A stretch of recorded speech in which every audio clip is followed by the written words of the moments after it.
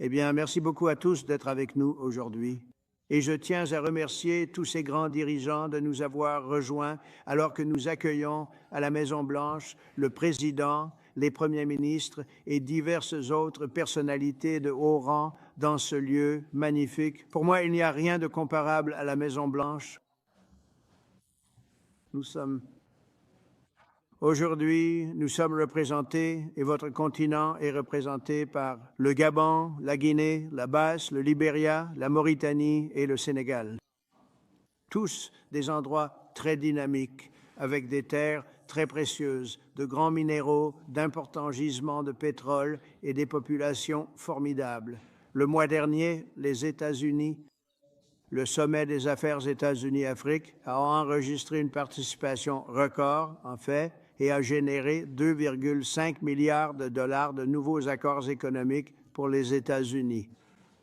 Le 27 juin, les ministres des Affaires étrangères de la République démocratique du Congo et du Rwanda ont visité la Maison-Blanche pour signer un accord de paix historique que nous avons négocié. Ils se battaient depuis 30 ans. 7 millions de personnes sont mortes et ils pensent que le chiffre réel est en fait bien plus élevé que cela. Cela a été un combat long et brutal et je voulais simplement dire que les pays représentés étaient très heureux que nous ayons pu résoudre ce problème. Je pense que dans les prochaines semaines, les dirigeants des deux pays viendront signer l'accord final. Comme vous le savez, nous avons eu les ministres des Affaires étrangères la semaine dernière, mais nous allons signer la fin de cette horrible guerre de 30 ans. Cela dure depuis très longtemps. J'en ai lu, j'en ai entendu parler, et c'était une guerre féroce, c'était une guerre terrible. Je tiens à remercier notre excellent conseiller principal pour l'Afrique, Massaad Boulos, pour avoir contribué à la médiation de cette avancée. Il a été très impliqué dans ce règlement. La plupart des gens pensaient que c'était impossible. Mais il reste encore beaucoup à faire et nous allons également faciliter la paix dans des endroits comme le Soudan où il y a beaucoup de problèmes, la Libye et d'autres. Il y a beaucoup de colère sur votre continent. Nous avons pu en résoudre une grande partie. Mon administration s'engage à renforcer nos amitiés en Afrique grâce à des efforts de développement économique qui profitent à la fois aux États-Unis et à nos partenaires. Et nous passons de l'aide au commerce. Nous avions l'AID, ou l'aide comme on l'appelle parfois, puis le commerce, et le commerce semble être une base. J'ai pu régler beaucoup de ces différends, comme par exemple entre l'Inde et le Pakistan, le Kosovo et la Serbie. J'ai dit, vous allez vous battre, nous n'allons pas commercer. Et il semble que nous ayons plutôt bien réussi à faire cela. À cette fin, nous avons fermé le groupe USAID pour éliminer le gaspillage, la fraude et les abus qui étaient énormes. Et nous travaillons sans relâche pour créer de nouvelles opportunités économiques impliquant à la fois les États-Unis et de nombreux pays africains. Il y a un grand potentiel économique en Afrique, comme peu d'autres endroits à bien des égards. Sur le long terme, cela sera bien plus efficace, durable et bénéfique que tout ce que nous pourrions faire ensemble. Je suis impatient de travailler avec chacun d'entre vous sur vos questions essentielles et aussi de discuter de la sécurité. Nous avons encouragé notre personnel à la Maison-Blanche à collaborer avec ces nations. Il y a là-bas une richesse et un potentiel énorme. Nous encourageons les pays présents aujourd'hui à investir davantage dans la défense, en espérant bien sûr qu'ils achèteront notre équipement car nous fabriquons le meilleur matériel de défense. Je suppose que nous l'avons prouvé il y a environ 2 semaines en Iran. Mais nous fabriquons le meilleur équipement militaire au monde, de loin. Personne n'est à notre niveau. Et continuer à mener la lutte contre le terrorisme, qui est un gros problème en Afrique.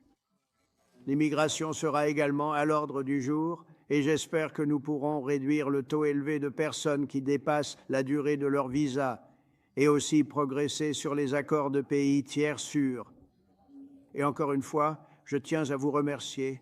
Merci à tous d'être ici et c'est un honneur pour moi. Certains d'entre vous, je les ai déjà rencontrés et d'autres, je viens tout juste de rencontrer. Et je pense que ce serait bien si vous disiez quelques mots à la presse qui se trouve juste là, derrière. Nous avons une caméra ici. Ce serait bien si vous pouviez... Ah, là voilà, vous pourriez vous adresser à... Comme ça, vous n'auriez pas à trop tourner la tête. Moi, je le fais souvent. Ce n'est pas agréable, mais peut-être pourrions-nous commencer avec vous, s'il vous plaît. Merci beaucoup. Un homme remarquable, au fait. Merci de me donner la parole, Monsieur le Président.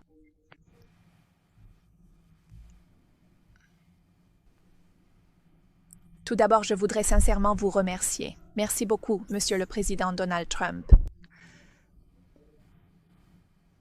pour nous avoir invités à venir ici aujourd'hui. Je suis le président Ghazouani, président de la République islamique de Mauritanie. Merci beaucoup, Monsieur le Président, pour cette aimable invitation à prendre la parole et pour l'invitation que vous avez adressée aux autres collègues présents ici aujourd'hui. C'est un message très fort de votre part et nous recevons ce message de façon très positive. C'est un message d'intérêt que vous nous adressez et c'est un message que vous envoyez à toute l'Afrique. Tout cela est généreux de votre part. Nous recevons cela et nous acceptons ce message de votre part.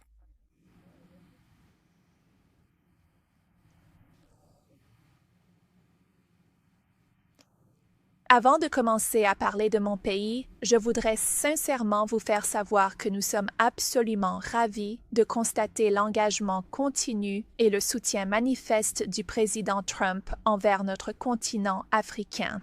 Monsieur le Président, en un laps de temps relativement court depuis votre retour au pouvoir au cours de ces derniers mois, vous êtes intervenu de manière significative pour la paix. Vous l'avez fait de façon très concrète en Asie, notamment avec le Pakistan et l'Inde. La guerre avait en quelque sorte commencé, et si elle avait continué, les conséquences auraient pu être une véritable catastrophe.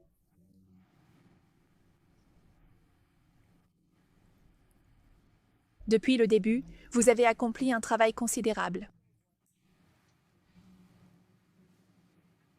Concernant la guerre en Europe, c'est-à-dire le conflit entre la Russie et l'Ukraine, vous vous êtes précipité en Afrique avec une détermination remarquable pour résoudre un problème de longue date, un problème qui persistait depuis de nombreuses années. Beaucoup d'efforts considérables avaient été fournis par de nombreux chefs d'État et de gouvernement, des personnalités influentes de la scène internationale. Mais c'est votre volonté inébranlable et votre engagement personnel qui ont véritablement permis la signature historique de cet accord crucial, un accord qui promet un avenir meilleur pour la région. Et maintenant, ce conflit est derrière nous.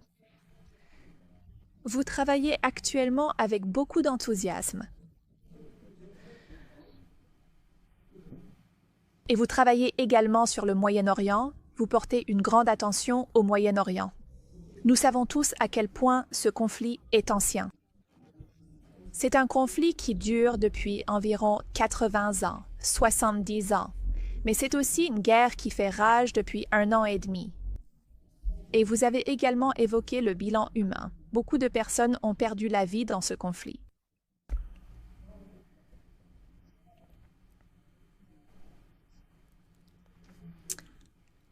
Bien sûr. Vous avez également mis fin à la guerre entre l'Iran et Israël. Cela aurait pu être une véritable catastrophe pour la région.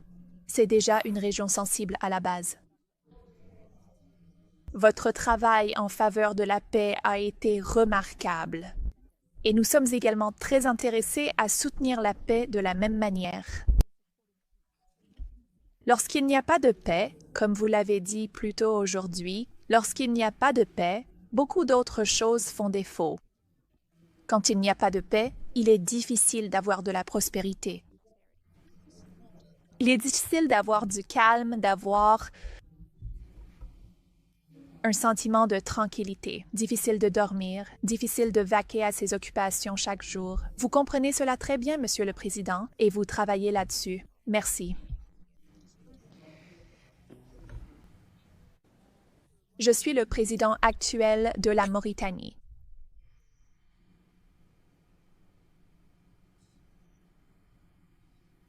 La Mauritanie est un pays relativement modeste selon les critères que l'on applique, les critères que l'on utilise pour évaluer sa taille et son importance. Si l'on regarde le nombre de personnes qui vivent en Mauritanie, c'est un petit pays car nous avons environ 5 millions d'habitants en Mauritanie. Nous dépassons peut-être légèrement les 5 millions. C'est aussi un petit pays dans le sens de l'influence qu'il exerce à travers le monde. Ce n'est pas comme les États-Unis, Monsieur le Président. À l'international, nous comprenons que notre poids, notre influence ne sont pas très grands et nous n'avons aucun complexe à ce sujet. C'est aussi un petit pays en raison de notre niveau de prospérité. Nous ne sommes pas un pays très prospère. Nous avons de nombreux problèmes liés au bien-être de notre population. Mais c'est aussi un grand pays, un pays important à d'autres égards. La Mauritanie est un grand pays par sa position stratégique. Elle se trouve sur la côte atlantique, ce qui en fait un voisin des États-Unis. C'est ce qui unit l'Afrique du Nord et l'Afrique subsaharienne, ou ce qui relie les deux. C'est sa position stratégique, mais aussi en termes de ressources. Nous avons énormément de ressources, beaucoup de ressources, et nous avons beaucoup d'opportunités à offrir en matière d'investissement. Nous avons des minéraux essentiels, des terres rares et des minéraux rares. Nous avons également du manganèse. Nous avons de l'uranium. Et nous avons de bonnes raisons de penser que nous avons du lithium et d'autres minéraux. Nous sommes le deuxième plus grand producteur de minerais de fer en Afrique depuis 60 ans. Nous en produisons beaucoup. Et nous avons beaucoup de ressources dans nos eaux maritimes, donc beaucoup de pêche et autres activités. Non, je ne veux pas m'attarder trop longtemps là-dessus. Mais je vous en suis très reconnaissant. Je vous remercie. Peut-être qu'il va falloir aller un peu plus vite que cela, car nous avons tout un programme à suivre. Si vous pouviez simplement dire votre nom et votre pays, ce serait parfait. Merci, s'il vous plaît.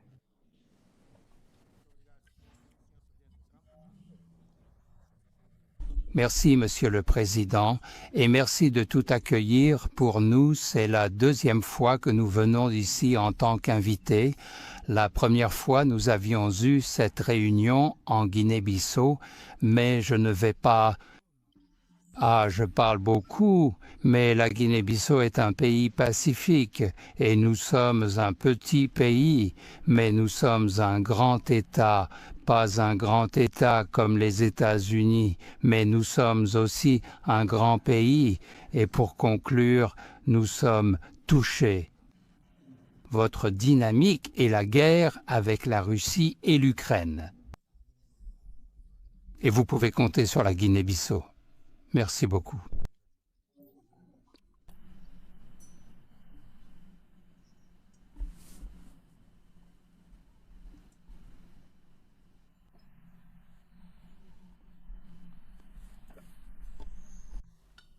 Récemment, nous avons célébré votre 249e anniversaire. Nous l'avons fait au Libéria, à votre ambassade. Monsieur le Président, nous vous remercions de nous donner l'opportunité d'être ici. Le Libéria est un ami de longue date des États-Unis. Et nous croyons en votre politique visant à rendre l'Amérique à nouveau grande. Et nous vous accompagnons également depuis longtemps dans votre diplomatie qui concerne le développement économique et l'amitié commerciale. Le Libéria possède de nombreux minéraux. Et l'une des choses que nous demandons en tant que bons amis depuis longtemps, c'est l'opportunité de réaliser une étude de nos ressources minérales. Et aussi, nous sommes engagés pour la paix et nous avons eu beaucoup de chance dans notre région. Nous sommes le pays qui a connu une série d'élections démocratiques et notre pays s'est apaisé. Et nous voulons également encourager l'implication de l'Afrique dans l'investissement au Libéria. Oui, nous aimerions voir cela se réaliser. Nous voulons travailler avec les États-Unis pour la paix et la sécurité dans la région. car nous y sommes engagés. Et nous voulons simplement vous remercier énormément pour cette opportunité. Eh bien, merci. Et quel bel anglais. C'est magnifique. Où avez-vous appris à parler aussi bien? Où avez-vous été éduqué? Où? Au Libéria? Oui, monsieur. C'est très intéressant. C'est un anglais magnifique. C'est sûr. J'ai des gens à cette table qui ne parlent pas aussi bien. Merci. D'où cela vient-il? Je voudrais vous féliciter, Monsieur le Président, pour le succès que vous avez rencontré en obtenant un accord de paix entre le Rwanda et la RDC. L'Afrique est un vaste continent qui connaît de nombreux problèmes et nous comptons vraiment sur vous pour votre aide au Soudan et au Sahel, car aucun investissement ne peut être réalisé lorsqu'il y a la guerre. Pour investir, il faut la paix. Les autres chefs d'État qui sont ici avec moi représentent des pays en paix. Et cela dure depuis un certain temps. Lorsque nous disposons également de matières premières essentielles, de minéraux précieux et de terres rares stratégiques, nous ne sommes absolument pas des pays pauvres. Nous sommes des pays riches en matières premières, mais nous avons besoin de partenaires pour nous soutenir et nous aider à développer ces ressources dans le cadre de partenariats gagnant-gagnant. C'est notre souhait. J'écoute souvent vos remarques et vos discours, Monsieur le Président. Nous voulons aussi que nos matières premières soient transformées localement dans notre pays afin que nous puissions créer de la valeur et pour créer des emplois pour les jeunes afin qu'ils arrêtent de mourir. Ils traversent la mer, l'océan pour aller dans d'autres pays. C'est cela que nous voulons, la transformation locale des matières premières. Le Gabon est un pays riche. Nous avons plus de 2 millions d'habitants et une grande diversité des matières premières, des réserves de pétrole et de gaz, et nous aimerions que ces ressources naturelles soient exploitées de manière durable et selon un modèle économique adapté et juste, et ce, depuis notre libération. Nous avons changé notre façon de commercer. Nous avons mis l'accent sur la transparence et les appels d'offres pour tous ceux qui souhaitent investir dans notre pays. Si vous suivez l'actualité, nous avons également conclu des accords avec l'Union européenne et nous avons voulu les revoir car nous ne pensions pas qu'il s'agissait d'opportunités gagnant-gagnant. Donc, notre marché est ouvert. Nous voulons transformer le manganèse localement que vous achetez par l'intermédiaire d'une société appelée Aramit. Et je suis sûre que c'est plus cher comparé au fait de pouvoir venir l'acheter directement chez nous. Pour réaliser cette transformation locale, nous avons besoin de 8 à 10 gigawatts d'électricité. Là encore, il s'agit d'un appel d'offres ouvert. Toute entreprise africaine qui souhaite investir dans l'électricité au Gabon est la bienvenue pour profiter de cette opportunité. Maintenant, en ce qui concerne la défense, le golfe de Guinée est un sujet de préoccupation. Il y a de la piraterie maritime dans cette zone et nous voulons travailler ensemble pour la stabiliser. Vous avez dit que vous aviez le meilleur équipement militaire, et c'est ce que nous aimerions avoir afin de pouvoir mettre fin à la piraterie maritime dans le golfe de Guinée. Nous ne pouvons pas le faire seuls. Nous avons besoin d'un partenaire fiable et solide, qui soit engagé et qui prenne des mesures concrètes, des actions réelles. Nous devons aussi être pragmatiques. Et c'est ce que vous êtes. Et je suis général, moi aussi. Je suis pragmatique. J'aime quand les choses avancent rapidement. Notre pays est libre, ouvert à tous. Vous êtes les bienvenus pour venir investir. Sinon, d'autres pays pourraient venir à votre place. Merci. Bon travail. Merci beaucoup. Je vous en suis reconnaissant. D'accord. Merci beaucoup, Monsieur le Président. Je voudrais vous remercier pour cette invitation. C'est un honneur pour nous d'être ici à la Maison-Blanche et d'avoir cette opportunité de discuter avec vous du nouveau partenariat que vous mettez en place avec l'Afrique, en particulier pour l'investissement. Je voulais également vous féliciter pour votre engagement en faveur de la paix dans le monde entier et pour l'incroyable succès diplomatique que vous avez obtenu avec la RDC, comme l'ont mentionné mes collègues. Vous avez dit que cela mettait fin à une longue guerre qui a coûté de nombreuses vies. Et heureusement, vous étiez là pour mettre fin à cette guerre de 30 ans. Je voulais également exprimer que l'Afrique soutient tous les efforts visant à ramener la paix au Soudan, en Libye et dans le Sahel. Monsieur le Président, comme vous l'avez constaté, on ne peut faire des affaires que lorsqu'il y a la paix et la sécurité, et vous construisez la paix partout dans le monde. Ainsi, il peut y avoir de meilleurs investissements. Le monde entier vous en est reconnaissant. Maintenant, en ce qui concerne mon pays, le Sénégal, je suis président depuis environ 15-16 mois maintenant. Et je tiens à rassurer tous les investisseurs africains quant à la stabilité politique de notre pays et à notre environnement réglementaire favorable, que nous continuons d'améliorer afin d'attirer davantage d'investissements. Je voulais évoquer 2 projets qui, à mon avis, représentent une opportunité exceptionnelle. Je vais parler de l'US, Ecological Survey, qui peut aider à évaluer le potentiel des minerais dans notre pays. Et grâce aux entreprises africaines, nous avons pu découvrir du pétrole et du gaz.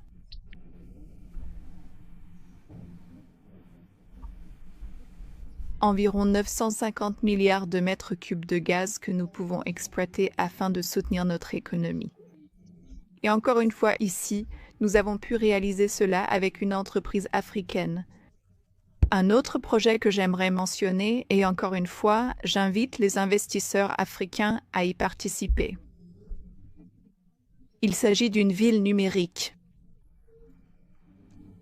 Nous avons identifié un espace au sein de la ville de Dakar. Il offre une vue sur la mer. Cela s'étend sur environ 40 hectares et c'est une excellente opportunité pour les entreprises technologiques africaines de venir et de faire de Dakar une ville technologique ouverte à l'Afrique. Je me demandais quel était votre secret pour résoudre toutes ces crises complexes et je sais que vous êtes un excellent joueur de golf. Le golf exige de la concentration et de la précision, des qualités qui font aussi un grand leader. Le Sénégal a des opportunités exceptionnelles à offrir, notamment dans le domaine du tourisme. Donc peut-être un investissement pourrait être réalisé dans un parcours de golf au Sénégal. Ce ne serait qu'à 6 heures de vol de New York, de Miami, de l'Europe ou du Golfe. Et ce serait aussi une occasion pour vous de montrer vos talents sur le parcours de golf. Merci de votre attention, monsieur. Une façon de montrer mes talents, c'est un long voyage, montrer mon talent. Mais c'est vraiment agréable. Et il a mené une vie très intéressante. Il paraît très jeune. Il est un peu plus âgé qu'il n'en a l'air, mais il a fait un travail fantastique. Son gouvernement l'a traité de manière très injuste et il a triomphé. Donc, félicitations pour cela. Vraiment, félicitations. Excellent travail. Et vous avez tous fait un travail fantastique. Nous continuerons à discuter avec vous pendant le repas. Voulez-vous poser des questions, s'il vous plaît? Où est mon journaliste d'Afrique? Vous voilà. Comment allez-vous? Il est très célèbre en Afrique, vous voyez.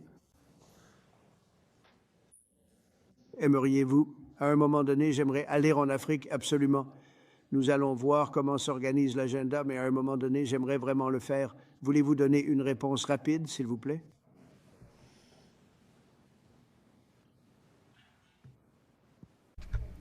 Le micro, s'il vous plaît. S'il vous plaît.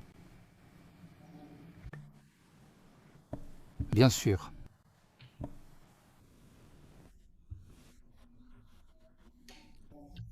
Nous sommes en faveur de cette dynamique pour la paix. Nous sommes très engagés pour la paix. Je suis le premier chef d'État à être allé en Russie et en Ukraine, tous deux depuis le début de la guerre. Je présidais la CEDEAO et je suis allé voir M. Poutine. Nous avons parlé pendant 4 heures, puis je suis allé en Ukraine. J'ai passé 12 heures dans un train pour parler au président Zelensky. Mais maintenant, le poids du président Trump est tout à fait autre chose. Nous sommes avec vous. Nous sommes derrière vous pour voir ce que nous pouvons faire afin d'aider à ramener la paix. Personne ne gagne lorsqu'il y a la guerre. Vous avez donc notre soutien. Afin que nous puissions ramener la paix. Merci, c'est apprécié. Allez-y. Merci beaucoup, Monsieur le Président Trump. Je tiens à vous exprimer ma sincère gratitude pour toutes vos questions pertinentes et très importantes que vous avez posées. Un prix Nobel de la paix, je n'y vois aucun problème. Je pense que le président Trump le mérite pour tous les efforts qu'il a accomplis. Et il a ramené la paix dans la région du SIAC. C'est ma région, la région où la RDC et le Rwanda ont signé un accord, et donc il ramène maintenant la paix dans une région où cela n'avait jamais été possible. Je crois donc qu'il mérite un prix Nobel de la paix. C'est mon avis sur la question. Merci beaucoup, c'est très gentil. Merci. Je ne savais pas que j'allais être traité aussi bien. C'est formidable. On pourrait faire ça toute la journée. Merci beaucoup. Allez-y, je vous en prie. Monsieur le Président, je pense que nous devons continuer à soutenir l'Amérique dans sa force afin qu'elle puisse instaurer la paix dans le monde. L'Amérique est un creuset et aussi un pays vers lequel nous nous tournons tous avec espoir. Et je veux vous encourager, car sans la paix, nous ne pouvons pas avoir de monde aujourd'hui. Et nous sommes à vos côtés pour cela. Très bien. Merci. Bien dit. Je vous en prie. Merci, Monsieur le Président, et merci pour votre question. C'est en effet une question très importante. Pardonnez-moi de le dire, mais malheureusement, je ne comprends pas vraiment. Je ne sais pas comment cela fonctionne en ce qui concerne les prix Nobel, mais je peux vous garantir une chose. La Mauritanie ne s'opposerait jamais à ce que le président Trump reçoive un prix Nobel de la paix. Parce qu'il travaille déjà très dur en faveur de la paix à travers le monde. Sans distinction, sans se soucier du continent concerné.